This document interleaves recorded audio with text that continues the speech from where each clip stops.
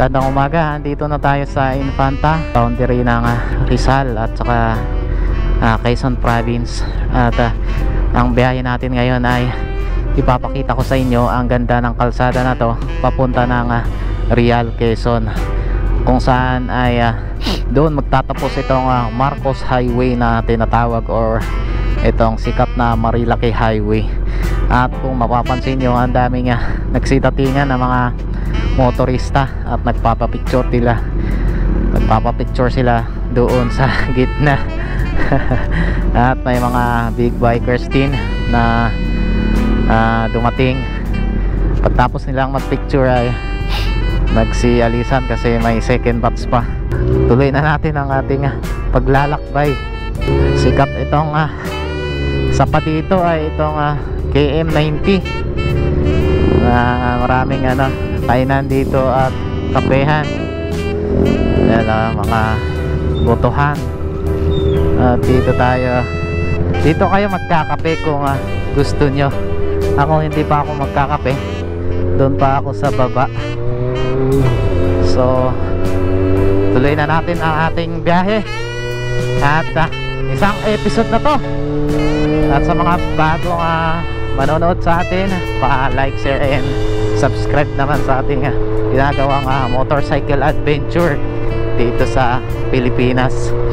At syempre, ang gamit natin motor, ang pinakamatandang motor na nabili natin, 1992 model pa, at 32 years old, at hanggang ngayon ay napakaganda pa at napaka-smooth ang takbo.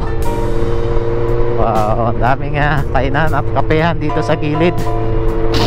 At napakaganda ng ambience kasi puro punong kahoy ang nakikita natin dito sa gilid. At sinabayan pa ng magandang sunrise. Kaso natatakpan dito sa mga kahoy at mga bahay. Ayan, napakaganda. Maganda ang pagsalubong sa atin ng Infanta, Quezon Province. Dito din ay talagang mag-ingat tayo dahil puro double solid line ang nakikita natin dito sa gitna ng kalsada. Ibig sabihin bawal mag-overtake. 2 lane lang kasi to at medyo masikip at maraming mga blind spot, hindi mo makikita yung pasalubong mo. Dito rin maraming mga basang kalsada tulad na ito. Yung iba galing dyan sa bundok, talagang Sierra Madre dito. Sigurado yung mga tubig nila dito ay talagang natural at galing sa kabundukan ng Sierra Madre. Ang ganda ng mga punong kahoy na ganyan, parang pine tree pero hindi ito. Yan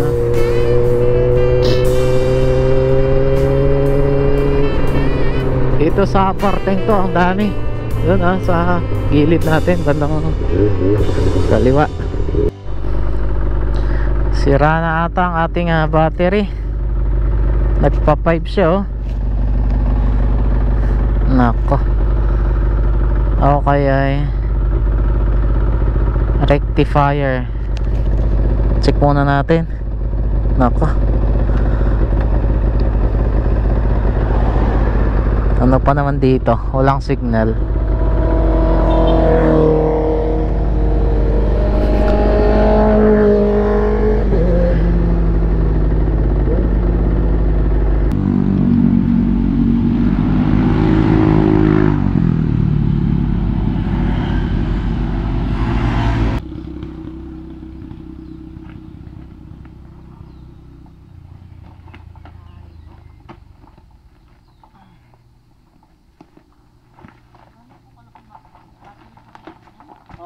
Opo ata, bumababa yung voltahe.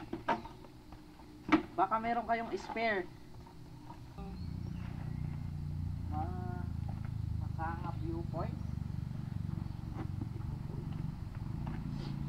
So, general naka.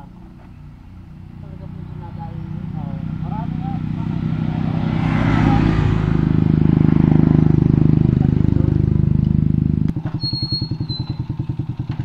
Siraan tayo.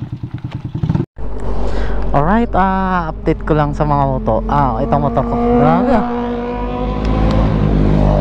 daming bumabangking ngayong pag ganitong Sunday nahabol nila yung bangkingan dito. Hindi nila ma-enjoy ang ganda ng Infanta. So ito nangyayari sa aking motor. Nagpasis ako kay Shopman, yung nagme-maintain dito sa aking motor. Nirekta ko na lang. Nagbigay siya ng tinuruan niya ako. Tapos sinunod ko yung mga sinabi niya. Ito, pagka i-off ko, dapat i-on ko, idikit ko lang to dito. Puro rekta. Sana makabalik pa ako. Dito ako sa Infanta paglagpas ng arc. Buti din nandito sila ate na tumulong sa akin at nagbigay ng kape. At bibigyan pa sana ako ng itong battery. Ayan na. Thank you. Thank you. Thank you. At tutuloy na ako sa biyahe natin. Sana hindi ako makaproblema ulit.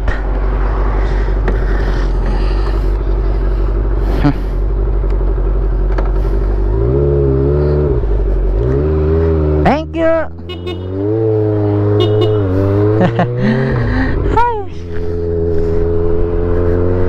Grabe. Ninervyos ako, akala ko hindi ko magagawa kasi sunog yung starter relay Tapos dito walang masyadong shop. Wala namang shop talaga dito. Ngayon okay na. Maganda na yung takbo niya. At sana hindi magka-problema ulit kasi ilang kilometers yung biyahe ko? 130 kilometers. Ano to? Napakadami. Jariel's Peak pala dito. Kaya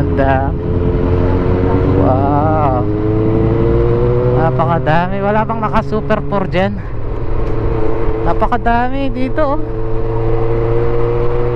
Dito pala pumupunta yung mga bikers na dumaan doon sa pwesto ko nung nag-aayos ako. Thank you Lord. At thank you sa mga tumulong sa akin, sila ate at si Shopman, yung nagme-maintain ng aking motor. Napaka bless ko ngayong Sunday dahil bukod sa nasiraan ako, at least may tumulong pa rin. At ganun din sa kalikasan, napakaganda sana hindi ako magka-problema dahil pagka nangyari yun, nako, mas remote yung pupuntahan natin kasi papuntang papuntang Dingalan. Walang masyadong kabahayan. Sana hindi masunog tong motor. At sana okay yung battery natin. Duda ko sa auxiliary masyadong malakas, dahil pag inon ko ang laki ng kinakain niya dito sa battery. Imbis na 13 pag umaandar, bumababa ng 12.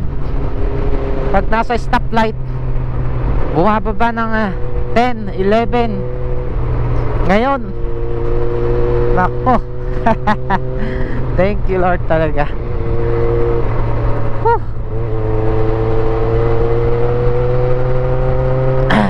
Salamat talaga.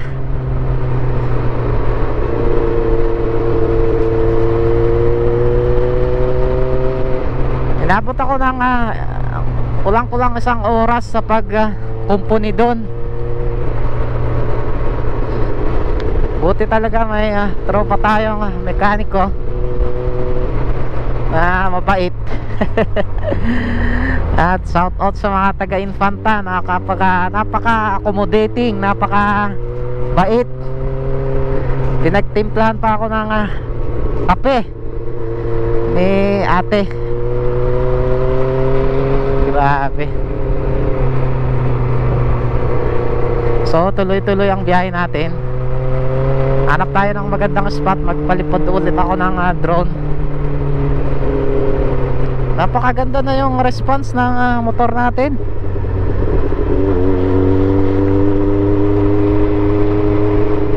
Ganda talaga dito sa Sierra Madre.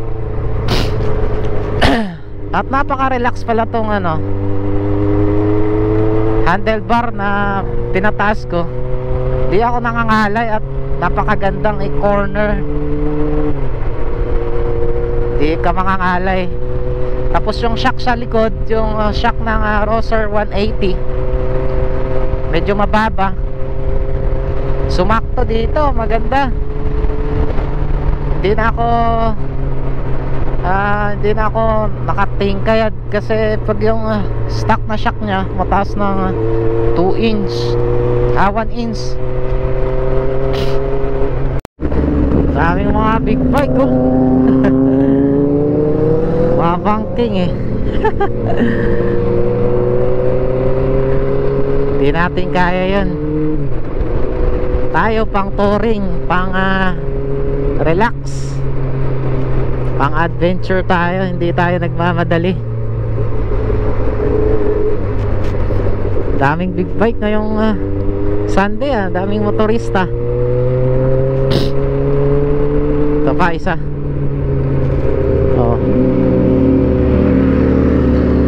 Ducati. Mga nagmamadali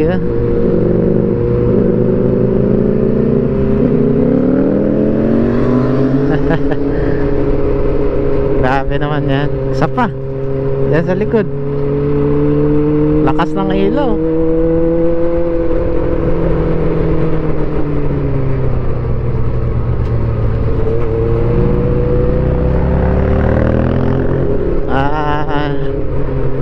ADV ADV 750.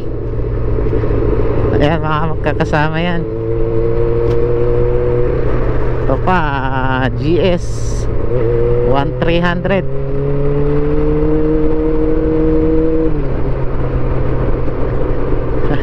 Ka-thumbs up siya Oops, Casa Federico. I love Casa Federico. Dami paunahin natin kasi mamadali sila. SR 1000 ADV 750. Ito sa XR.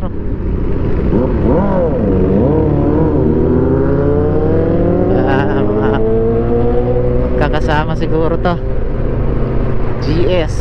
Mga GS. mamadali sila mga banking Ingat lang. Good luck sa inyo.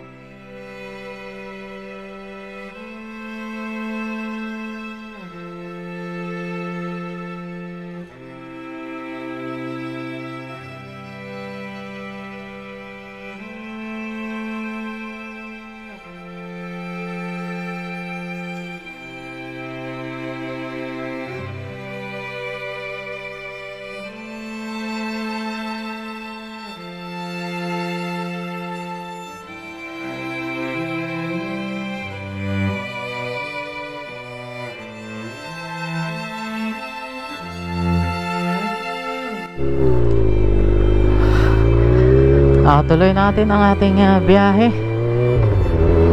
Palipad lang ako ng drone kasi napakaganda tong spot na to. Tignan nyo,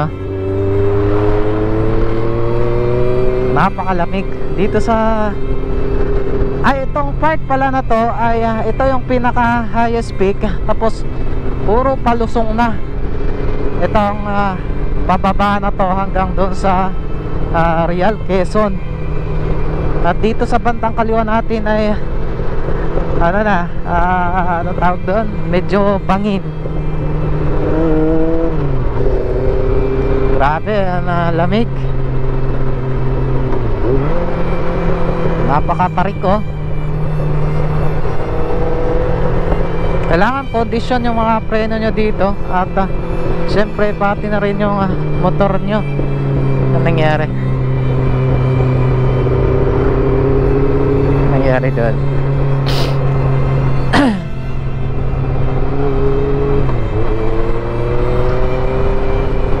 Makapal yung mga puno sa kaliwaman o sa kanan natin.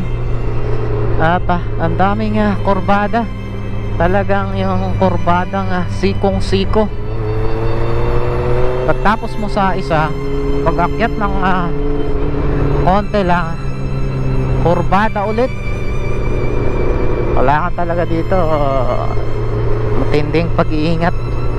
At dito sa bandang gilid ay may mga lupa, may mga dahon-dahon. Dito naiipon yung dahon ng mga puno, lalo na pag tag-ulan.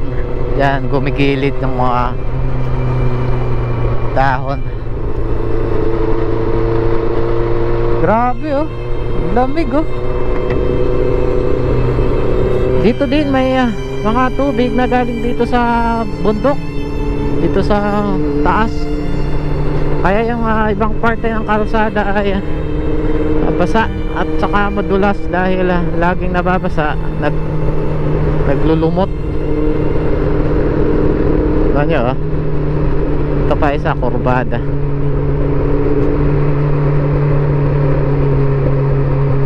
Ayan, mga ganitong kurbada delikado. Tapos bungad mo yung magandang bundok na yan. Mataas pa pala oh. Ito pa, ano to, Taiwan Resort. Meron pala dito Taiwan Resort.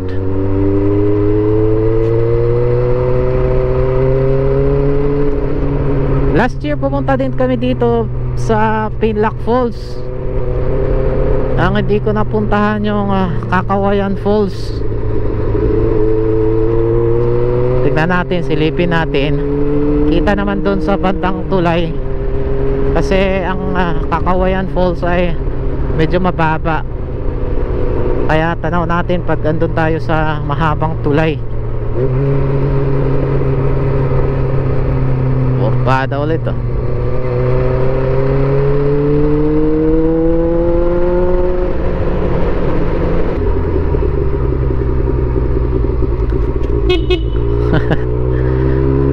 Ito yung nag-overtake sa akin kanina. May inom pala sila doon. Kaya pala yung isa doon sa bukal.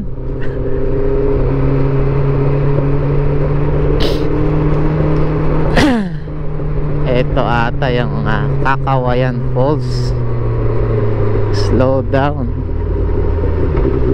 Ay, ginagawa tong kalsada, tulay, tinataasan.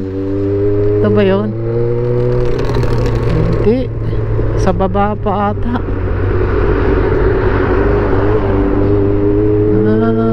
Ayos, pinapataas, pinapatibay, pinapalitan ng bagong bakal. At dito may pako oh. Sarap nung pako.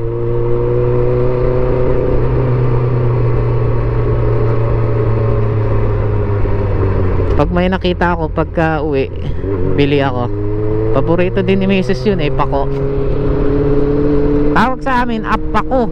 Dito sa Maynila, pako. Ay oh, yun yung naririnig ko kahit saan Ito delikado, may buha, may lupa sa gitna. Madulas yan.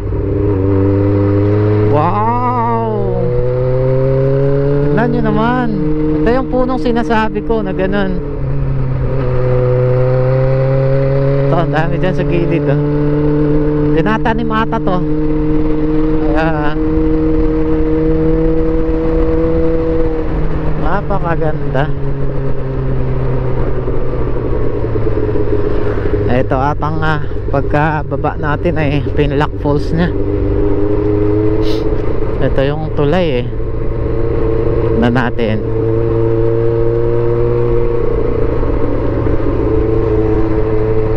Yung Pinlock Falls pa kanan. Doon pa lagpasan natin tong kurbada na to. Grabe, ang taas, oh.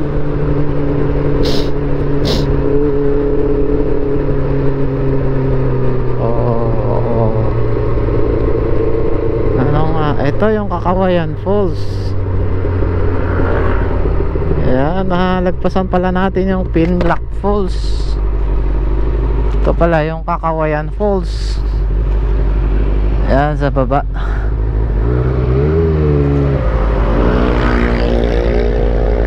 Daming motorista. Maganda sana magpalipad dito. Doon na lang sa baba. Silipin natin yung Kakawayan Falls. Dito lang sa taas. Tignan ko lang. Napakaganda. Ito. Parang may idea kayo. Ang daming pumupunta dito. Pero hindi ako pupunta dyan. Pakita ko lang ang view na. Kasi meron dito. Ayan. Meron mga tent, cottage. Ayan. Tapos yung falls andun sa taas. Di kita, andun pala sa taas, doon banda. Ganda ng mga puno na to, oh.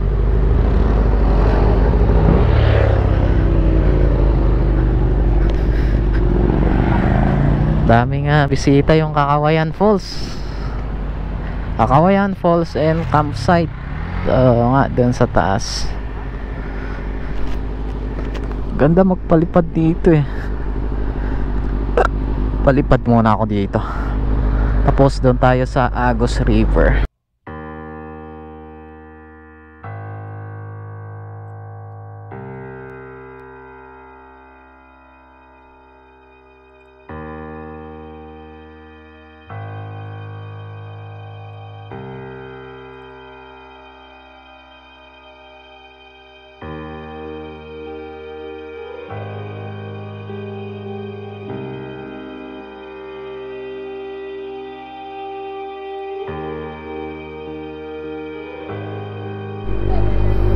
At tuloy ulit tayo sa ating biyahe.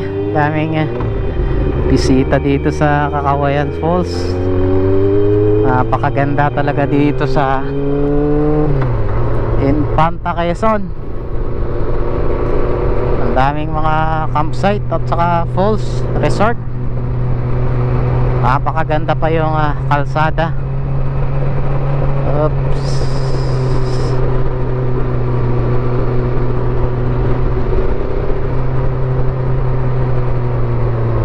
Grabe.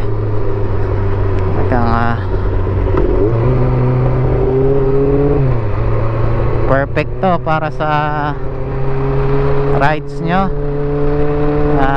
Puro nature ang dating. Ano?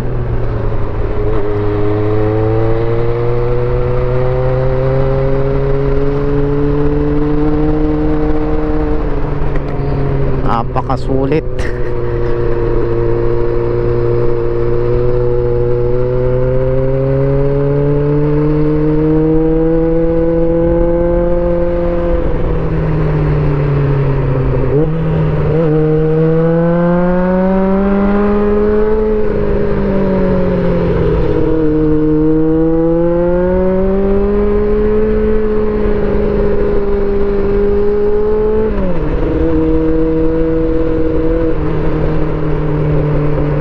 Slow down, check your gear. Palusong to. Dito sa gilid may mga signage na nag-indicate doon kung kailangan yung magbawas ng gear, at saka kailangan May nagpapaalala din dapat kondisyon ang inyong brake. Grabe palusong to. Dito sa camera hindi masyadong pansin, pero pag sa personal napaka napakatarik, palusong. Wow, napaka ganda. Dito naman meron signage nagpapaalala na malapit ka sa kurbada. Ito may nasira dito. Bagsakan siguro yun ng puno, kasagsagan ng bagyo. Oo, yun yung makabubungat sa inyo ng mga tanawin na napakaganda. Pure nature.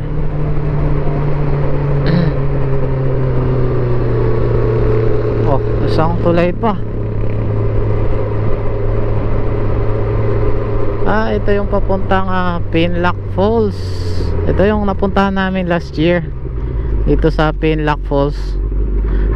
Mura din yung nila dyan, entrance 90 ata yung binayaran namin. Okay din dito mag drone Wow, napakagandang tulay at napakagandang background doon sa mga kabundukan. Talagang kahit sino mapapahinto dito. Yan dito sa malapit sa Pinlock Falls. At dito may grupo din dito. Alam ko falls din to Anong falls to? Lola's Mabian Resort din. Daming bisita. Lahat ng resort dito, mga falls, ang daming bisita. Doon sa taas madami, dito madami. Kakawayan madami. Talagang dinadayo dito sa Quezon Province pagdating sa magagandang tanawin at mga natural na pasyalan.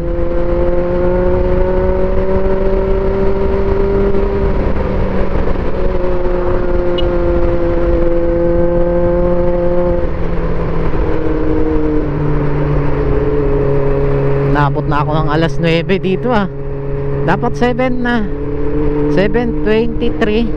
Doon ako sa general na car. So pahinto-hinto tayo dahil sa mga magagandang tanawin na ating meron pa doon KM12. Meron pa doon. Diyan pa nagkalat ang mga falls dito, mga resort. Meron pa yung paakyat okay, yung paakyat na yan, yung mga motor umakyat. Ayan Hidden Paradise. May Hidden Paradise pa dyan. Talagang mayaman. Ito pa may pool dun meron din mga bisita. Grabe parang naka background yung bundok. Daming mga buko dito.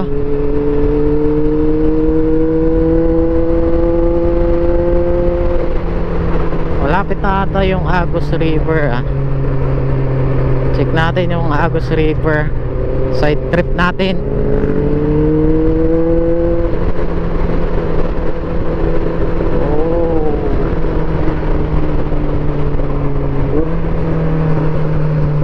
Grabe yung kurbada, laki ng puto.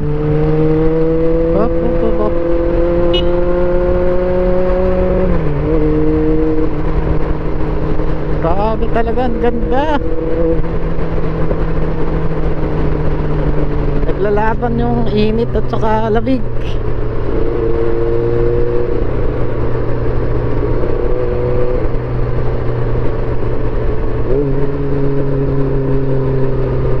Talagang nakaka-enjoy itong kalsada na to.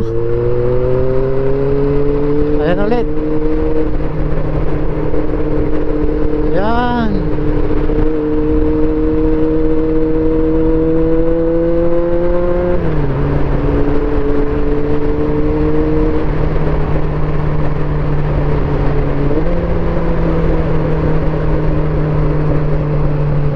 Grabe ang kurbada oh.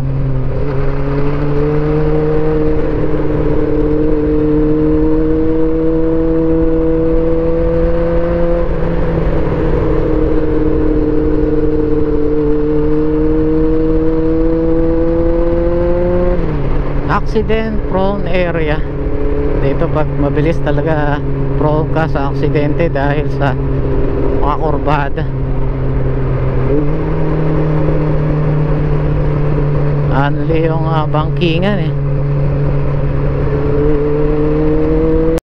Alright, magandang umaga ulit. Dito tayo sa Agus River na. Isilipin natin kung anong itsura ng Agus River dito kaya. Ayan oh. Ganda. Mabuhangin sa gilid. Oh no. What a nice view. Private property. 20. Ano lang? Sightseeing lang. Teka lang, 20 entrance. Buti hindi mataas yung tubig, Kapababa nga lang po eh. Kabababa. Gawa nang dumapo yung bagyo. Oo, nung bagyo talagang mataas. Abot ba dyan sa sa cottage? Hindi naman po, banda-banda lang. Doon sa mga buhangin. Pwedeng mag-camping dyan, madam? Teka, tignan ko yung babarya. Magkano isang cottage kung 500, 700 po. depende sa size. Ate. Thank you. So meron tayong entrance na 20. Private daw. At saka sa mga ka-cottage at may 500 at saka 700. Depende siguro sa size. At check natin. Tayo dun. Palipad tayo ng drone. May motor naman dun Tapos diretso na tayo dun sa saan kaya? So maganda. Ito ang dami. Dun ako. Punta ako dun. Uy. Ay. Malaki yung bato Hirap pala dito. Malalaki yung bato.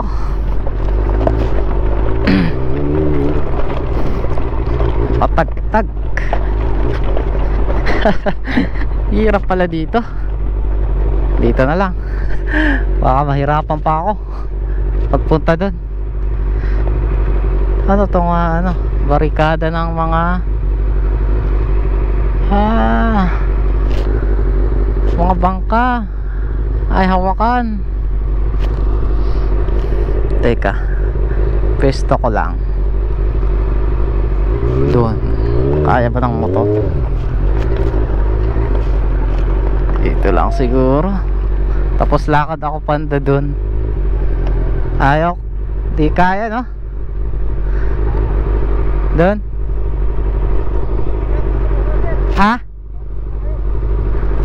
Sightseeing lang. Sightseeing.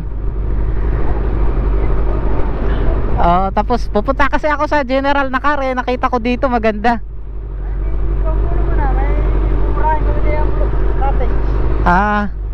Kaso pupunta ako, nadaanan ko lang kasi doon sa kalsada doon kita dito may mga cottage. Doon. Kaso natawag doon mabato.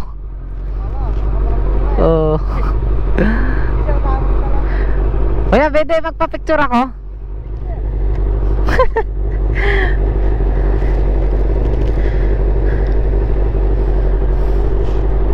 Para may prueba.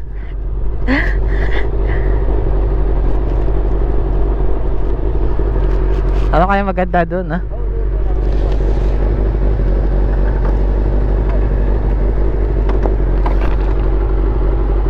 Agos.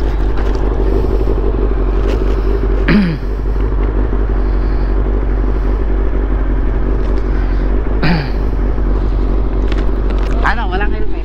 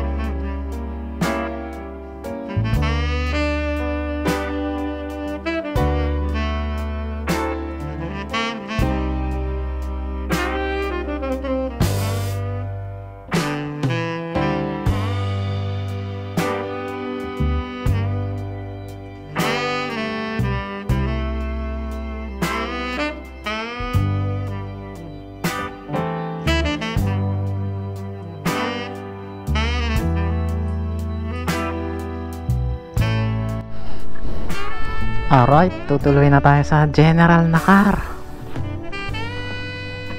Dami nga nagsidatingan. Yung cottage na ganyan may 500, 700. At pwede daw kayong mag camping dito. Siguro ano, entrance lang siguro 20 pesos lang yung entrance eh. Tapos mayroong mga beds, mga ano siguro to, mga mura din ang renta. At merong bangka doon, hindi ko alam kung magkano. Hindi ako makapunta doon kasi nagmamadali ako. Ito side trip to eh. Kaya hindi ko masyadong pinaghandaan.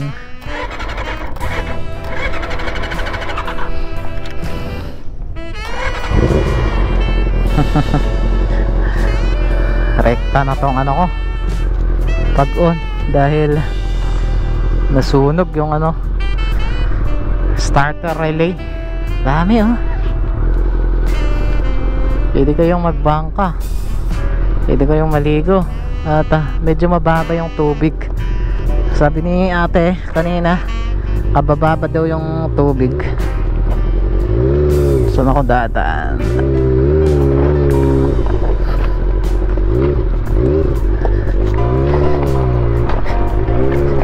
At ang ganda.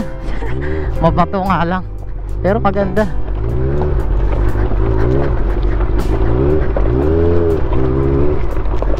Aw.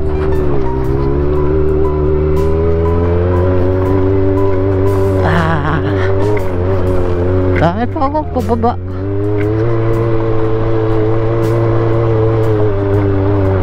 Tulas.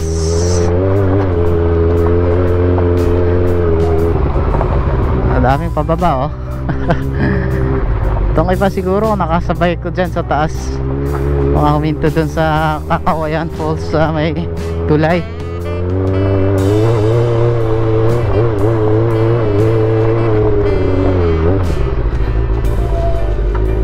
Dami pa rin oh.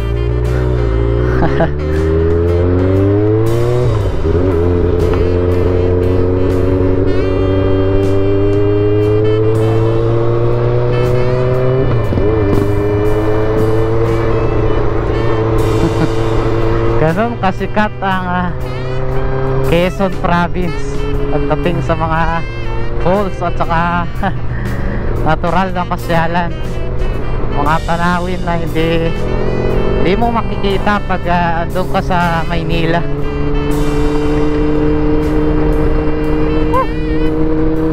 Sarap magmotor.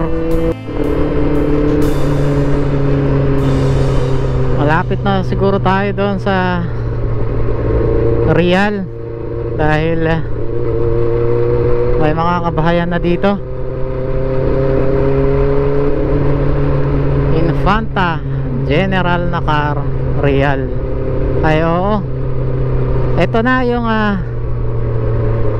dulo ng Marilake. Dito nagtatapos dito sa Infanta, dito sa may Tongohin, dito sa ano na to, signage na to, I love Tongohin.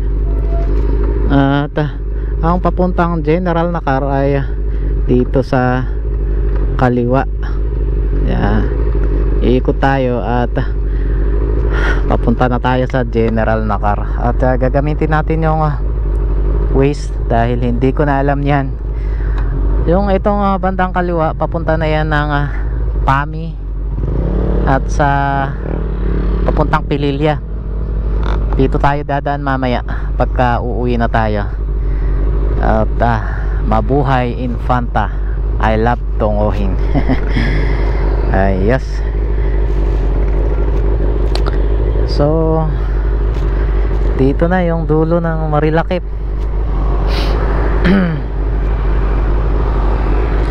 At sa mga bago kong followers o mga subscribers at bagong manonood, pa-subscribe naman at pa-share and like. At maraming salamat. Sana nagustuhan nyo yung biyahe natin na to. At dito na ako magsisimulang mag-vlog papuntang General Nakar, dito sa Tongohin. Kakaliwa tayo dyan. At sana malapit lang.